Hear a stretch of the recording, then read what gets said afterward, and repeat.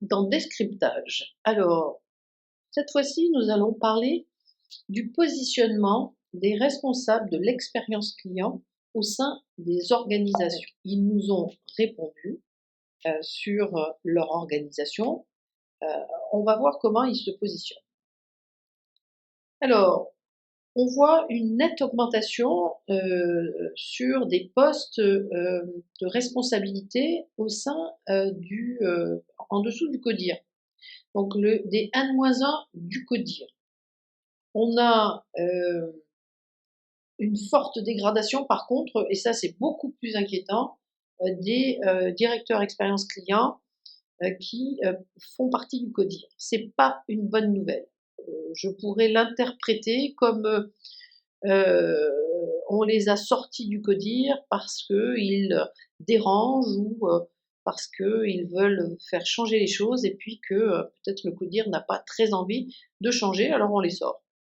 Pour autant, on a une nouvelle interprétation qui est rattachée à la direction générale. On ne fait pas partie du CODIR, mais on a un point d'entrée direct vers le DG, vers la direction générale. C'est pas pareil, hein. C'est pas pareil que d'influencer ses pairs et de les inciter à changer. Sur les N-2, on voit que c'est flat. Il n'y a pas de management identifié. Bon, ça n'existait pas avant. Ça n'existe plus maintenant, pardon. Ce qui est rassurant parce que un projet de transformation de l'expérience client qui ne serait pas identifié dans l'entreprise, de notre point de vue, ce n'est pas un projet du tout. Alors, que vous soyez directeur de l'expérience client, responsable de l'expérience client, vous avez un périmètre à gérer.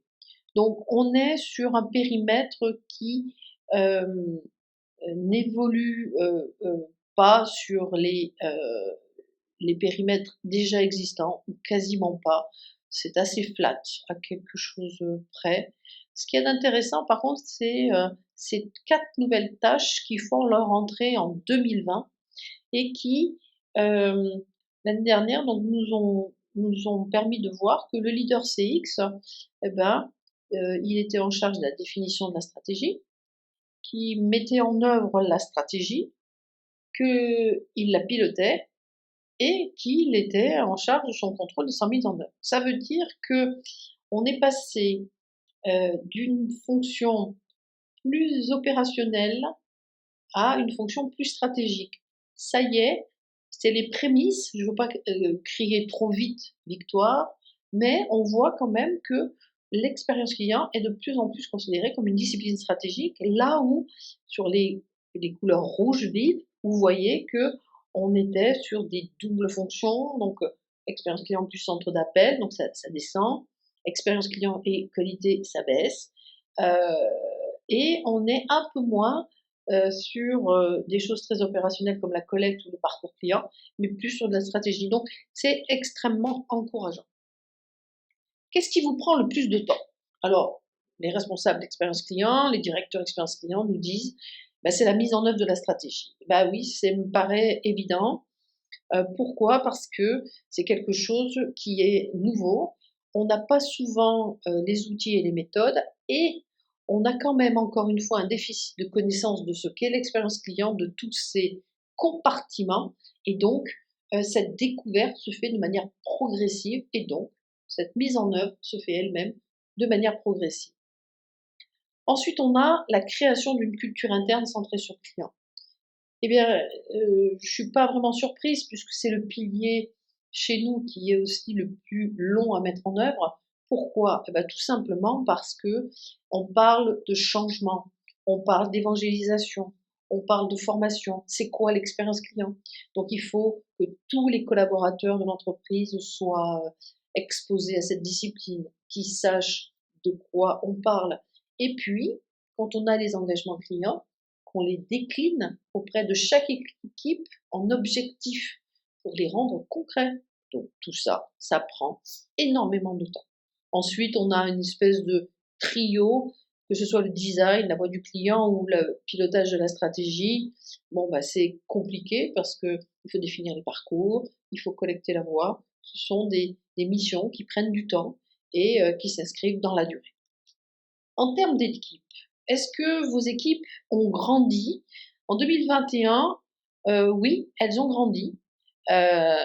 Moins de 5 personnes, bah, ça a progressé, donc on en a